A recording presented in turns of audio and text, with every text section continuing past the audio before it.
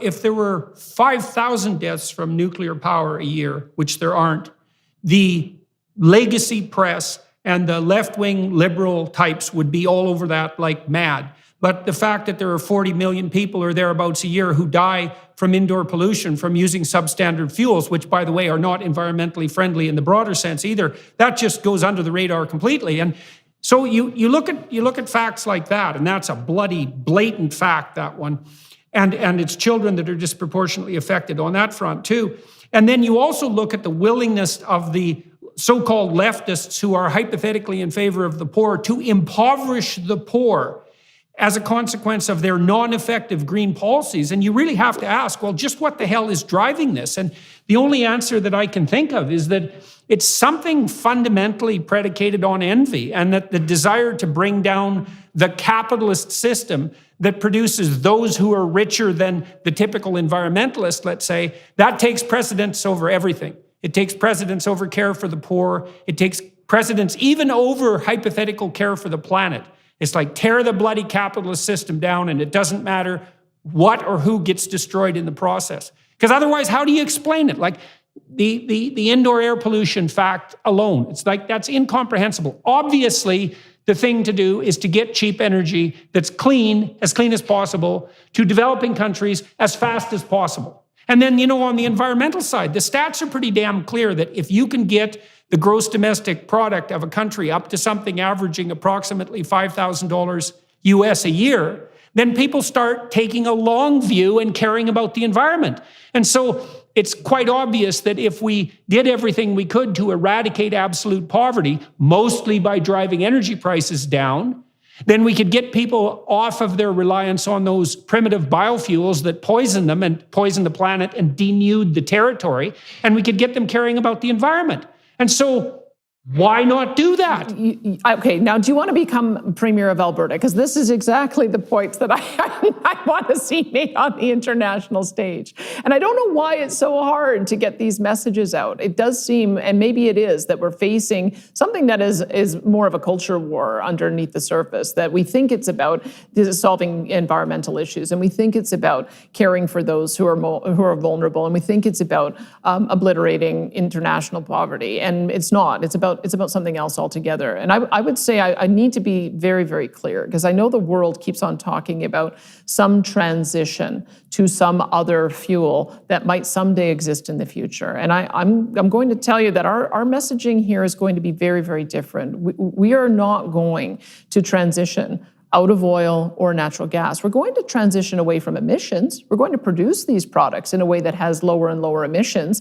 And we've got great technology to be able to do it. We're learning how to capture CO2 and to embed it into products to make them more durable, or bury them underground. We're talking about developing out our hydrogen economy. LNG is going to be one way that we're able to reduce more polluting fuels around the world and reduce global emissions.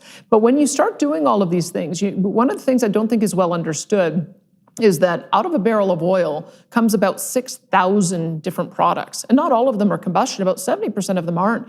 We've got lubricants and plastics and building material, asphalt. So even the enthusiasts of zero-emission vehicles, they're going to need roads to drive them on, which means that we are going to need to produce bitumen. And if we can produce bitumen with lower and lower emissions, then this is a win for everybody. This is a win for the environment. It's a win for the economy. It's a win for affordability. It's even a win for the environmentalists, though they don't realize this. And so we need to get away from any notion that these fuels are going to be kept in the ground. I think it's as ludicrous to talk about phasing out oil and natural gas as it is ludicrous to talk about phasing out concrete or phasing out steel. We are increasingly using our base products for construction materials, for plastics, and we are always going to need to have those. And as Michael Schellenberger has pointed out again quite brilliantly, is that when you start using these types of alternative construction materials, it means that you don't need to go to the natural environment to be able to harvest them there. And so you're able to preserve more habitat, and you're able to preserve more of the environment. We just need a paradigm shift in how we talk about the environment. I like knowing exactly where my meat comes from. And with Moink, I know it's coming from small family farms all across the country. Moink delivers grass-fed and grass-finished beef and lamb, pastured pork and chicken, and sustainable wild-caught Alaskan salmon straight to your door. Moink lets you choose the meat delivered in every box. Select an existing box or create your own. Set your delivery cadence and enjoy delicious meat. You can cancel anytime, but you won't want to. If you're not sure where to start, check out their standard box. It comes with a little bit of everything: chicken, ribeye, burgers, and steak. Moink is all about supporting the family farm. Think about it this way: 2% of Americans are farmers, but 100% of Americans eat. We need to show our support for the families that keep us well fed. After receiving my first Moink box, I was floored. The salmon and chicken are both fantastic, and the steak might be the best I've ever had, and keep in mind, I cooked it myself. With a freezer full of Moink products, I can without a doubt say it is a fantastic deal on a ton of delicious and well-produced products.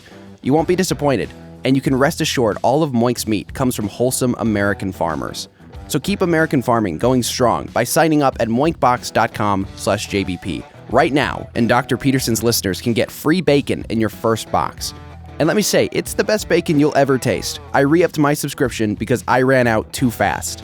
MOINK box.com/JBP. That's moinkbox.com/JBP.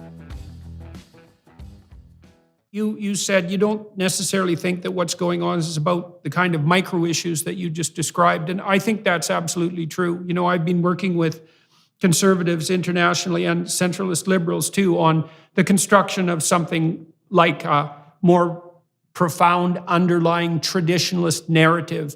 And I think what's happened too is the conservatives, the traditionalists and the liberals increasingly have been set back on their heels by the increasingly strident moralistic claims of the radical leftists and haven't really been able to respond to that properly and have been, in some sense, what would you say, the victims of their own guilt.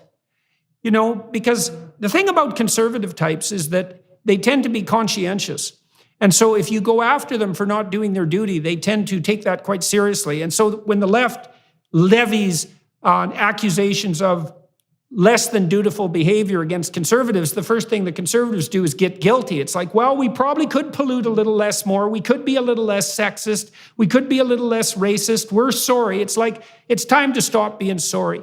It really is on the conservative front to say, look, your bloody policies are not only raising energy prices to levels that are absolutely unconscionable, but certainly dooming a large percentage of the population in the world and in the Western world as well to undue poverty and privation. And you're not doing a damn thing on the planetary front. In fact, you're making the situation worse. And so we've had enough of your cheap moralizing. We're going to go ahead with what the adults do, which is to deal with the world as it is. You know, I got some stats from Bjorn Lomborg recently. I just wrote an article for The Telegraph that's quite popular about delusional, genocidal globalists and their willingness to sacrifice the poor.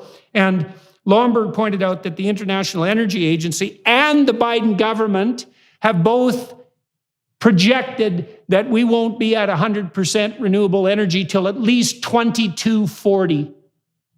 Right, not 2035 or 2050. That'll still be at best at something like 20%, assuming everything that's planned works out, which it won't. And so the idea that we're going to somehow transition to these magical technologies that are just going to suddenly appear is absolutely preposterous, even when you don't take into account the facts that you laid out, which is we make all sorts of other things from oil. And so what are we going to do? Stop making them? It's like, well, maybe, because you don't need those if you're going to decrease your carbon load. You know, I mean, we're never going to get to 100% renewable. I may as well just put that on the table. Because when you think about what you need to get to 100% renewable, especially if you're talking about battery power to back it up, where are we going to get the lithium and the cobalt and the nickel? You have to mine the surfaces in order to do that, but the environmentalists are opposed to mining as well. Every time you try to get a mining operation going, you've got a wall and an army of environmentalists trying to stop you there also.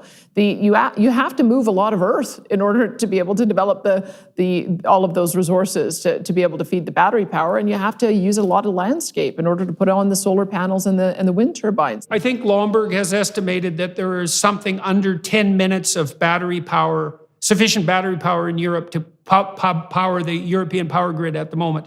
Something like, I think it's actually 3 minutes. It's somewhere between 3 and 10 minutes. And all the vaunted improvements in battery technology that we're supposed to be zipping along like mad by now haven't manifested themselves. And so that's a non-starter as well. Well, let me tell you what I think the future is, honestly. And I think Canada is well on its way in helping to develop this future. I think hydroelectric power is the future. I think nuclear is the future, particularly small modular nuclear reactors, which we're going to be rolling out in Ontario and New Brunswick very shortly. And then on top of that, developing natural gas and using carbon technology to capture the emissions so that you're not putting anything into the atmosphere. Those to me are and perhaps even geothermal. We have to be looking at ways that you can get secure, reliable base load that doesn't have a huge external impact on the environment across the whole range of environmental impacts. And I think we have to get away from this idea that solar and wind are the only answer. It's sort of interesting you said that there's this envy or this hostility to capitalism. I see it a little differently. I feel like those on the other side of the spectrum have their own favorite capitalists that they like to support, and because there's like pharmaceutical heck of a lot of subsidies.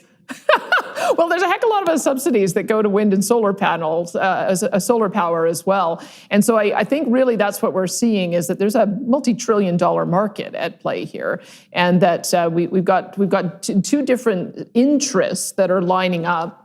And one of those interests on the other side is also seeking to have a huge amount of government support for it. And I tend to believe in free enterprise. If something is going to be supported, it should be able to be supported on the basis of the market, that it's the best use of the resources, the lowest cost, delivering the best product for the lowest price. That is how we're supposed to be operating. If we're going to be operating from a position of crony capitalism, where you just have to get your guy elected and then you can secure a bunch of grants so that you can push your agenda forward, that's I think what has been driving things for the last 10 or 20 years. Yeah, well, I also think that's another undiscovered area for genuine traditionalists, conservatives and liberals alike to start making headway on the moral front, is that a little less crony capitalism would be a good thing, because crony capitalism is really fascism, to give it its proper terminology. Mm-hmm. And this collusion between huge industry and huge government, that's got to stop. It's not the free enterprise market that